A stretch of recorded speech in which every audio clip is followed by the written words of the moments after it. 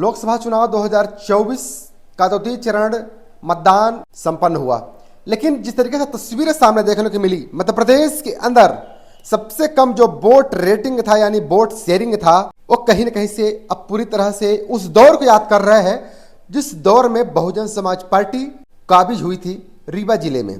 लेकिन अब चर्चाओं की जो बाजार है पूरी तरह से गर्म सी हो गई है कि क्या अब रीवा में भी त्रिकोणीय मुकाबला होने जा रहा है। जी हाँ, तो बिल्कुल इस पर पूरी तरह से मैं चर्चा करने का प्रयास कर रहा हूं कि जिस तरीके से 2009 में वोट शेयरिंग रीवा का देखा गया था, लेकिन इसके बाद में कहीं न कहीं से बीजेपी को झटका लगा था।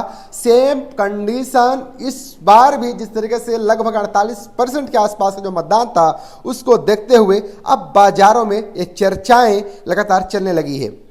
अगर पूरी तस्वीर बता दूं, जिस तरीके से कल के दिनांक में लोकसभा का जो चुनाव है द्वितीय चरण संपन्न हो गया है। रीवा लोकसभा सीट में जब जब कम हुआ मतदान तो चौंकाने वाले आए परिणाम।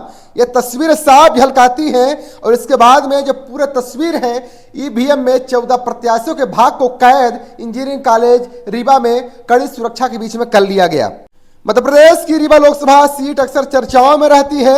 अब 2024 के संपन्न हुए लोकसभा के बाद पुनः कम प्रतिशत में हुए मतदान को लेकर चर्चा शुरू हो गई, क्योंकि यहां जब जब लोकसभा चुनाव में कम प्रतिशत में मतदान हुए तब तब चौंकाने वाले परिणाम सामने आए हैं। रीवा लोकसभा में बहुजन समाज पार्टी का उदय उस दौरान भी हुआ था कि जब कम प्रतिशत में वोट का मतदान हुआ, यानी जब कम प्रतिशत में मतदान हुआ था। हालांकि मध्य प्रदेश में 58.35% का मतदान हुआ, जहां पर होशंगाबाद सबसे ज्यादा बल रहा और सबसे कम रीवा में मतदान हुआ। इस बार कम प्रतिशत में मतदान होना नेताओं की चिंता का कारण बना हुआ है।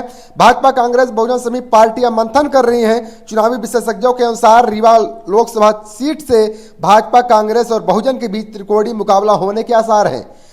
लेकिन अगर चर्चाओं की अगर बात करूं, जिस तरीके से मध्य प्रदेश में लाडली बहनों की वजह से मध्य प्रदेश में भाजपा की सरकार आई थी, अब उत्साह लोकसभा चुनाव में नहीं दिखाई दे रहा है। मतदाताओं में उत्साह न होना मतदान कम होने की वजह दिखाई दे रही है।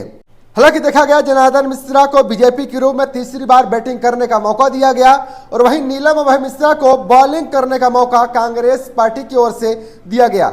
हालांकि जिस तरीके से सिमरिया में अभय मिश्रा के पूरी तरह से राजनीतिक क्रियाकलापों की वजह से चर्चाओं का जो बाजार है वो गर्म हो गया था, वही दृश्य अब रीवा में भी लोग देखने लगे हैं। अगर जनार्दन मिश्रा की व्यक्तिगत बातों का अगर याद किया जाए तो कहीं न कहीं से क्षेत्र में बिंद प्रदेश टीवी की जो टीम जब कवरेज कर रही थी उस वक्त लोगों के बीच नाराजगी ही नाराजगी देखने को मिल रही थी। हालांकि मोदी से कोई नाराजगी नहीं थी, लेकिन क्षेत्र का नेता कैसा हो उस पर लोग चर्चा कर रहे थे। लेकिन जिस तरीके से वोट शेयरिंग की अगर चर्चा की जाए तो यह 2009 जिस वक्त कहीं न कहीं से बहुजन समाज पार्टी से लोकसभा प्रत्याशी की जो जीत हुई थी उस दृश्य को कहीं न कहीं से रिपीटेड देखते हुए लोग अब आकलन लगाने लगे हैं, क्योंकि 2009 में भी 48.34% का जो मतदान हुआ था वही 2024 में लमसम 48.77% का मतदान कहीं न कहीं से बीजेपी का चिंता का कारण बना हुआ है। हालांकि 1952 से लेकर अगर अब तक की अगर बात की जाए तो कहीं न कहीं से 1952 में सबसे कम वोट शेयर 34.4% का मतदान हुआ था। इसके बाद में धीरे धीरे वोट शेयर बढ़ने लगा और वहीं आज वर्तमान में इतनी जागरूकता के प्रचार प्रसार करने के बाद भी चुनाव आयोग का वह प्रयास धरा की धरा रह गया। जो 2009 की स्थितियां थी वही आज 2024 की स्थितियां को प्रदर्शित कर रहे हैं। यानी कहीं न कहीं से देखा गया कि कहीं न कहीं से लोगों के जो बीच में लोगों की जो पोस्ट देखने को मिले उस पर यही देखने को मिले कि लोग की आशाएं खत्म हो गई कि वोट देने से कुछ होगा नहीं, हमें अपने मेहनत से ही कहीं न कहीं से कर्म करने पड़ेंगे, तभी हमारे पेट का जो निवाला होगा कहीं पूरा होगा। हालांकि इस तरीके से वोट कम शेयरिंग को लेकर के आपका क्या विचार है, आप बता सकते हैं कि क्या मोदी की जो योजनाएं हैं वह संतोषजनक नहीं थी या फिर जनार्दन मिश्रा की जो सेवाएं थी वह संतोषजनक नहीं थी।